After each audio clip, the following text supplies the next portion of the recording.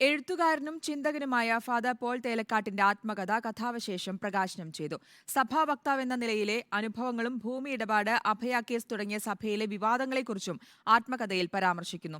Sathyadeepam editor സ്ഥാനത്ത് നിന്ന് വിരമിക്കവേ നൽകിയ യാത്രയയപ്പ് ചടങ്ങിലായിരുന്നു പുസ്തക പ്രകാശനം.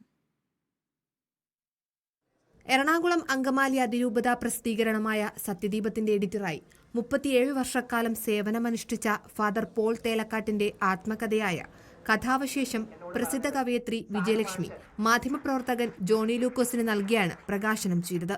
ആത്മകഥകളുടെ കൂട്ടത്തിൽ വേറിട്ട് നിൽക്കുന്ന ഒന്നായിട്ടാണ് ഞാൻ ഇതിനെ കണ്ടത് എന്ന് പറയുമ്പോൾ ഞാൻ വായിച്ചിട്ടുള്ള ആത്മകഥകളുടെ കൂട്ടത്തിൽ. സുഹൃത്തു കൂടിയായ പ്രൊഫസർ എം തോമസ് മാത്യു പുസ്തകം പരിചയപ്പെടുത്തി. പ്രൊഫസർ എം കെ സാനു യാത്രയയപ്പ് സമ്മേളനം ഉദ്ഘാടനം ചെയ്തു. അദ്ദേഹത്തിന് റിട്ടയർമെന്റ് ഇല്ല, അദ്ദേഹത്തിന് ഒരിക്കലും റിട്ടയർമെന്റ് ഉണ്ടാവുകയില്ല എന്ന് ഞാൻ വിചാരിക്കുന്നു. അദ്ദേഹത്തിന്റെ ഞാൻ മൃത്യുവിനോട് കൂടുതൽ അടുത്തേക്കുന്ന ഒരാളാണ്, എങ്കിലും ഒരു മൃത്യുവിനെ കുറിച്ച് പോലും എനിക്ക് ചിന്തിക്കാൻ കഴിയില്ല. കൊച്ചിയിലെ സാംസ്കാരിക സമൂഹവും സത്യദീപവും ചേർന്നാണ് യാത്രയയപ്പ് സംഘടിപ്പിച്ചത്. റിപ്പോർട്ടർ, കൊച്ചി.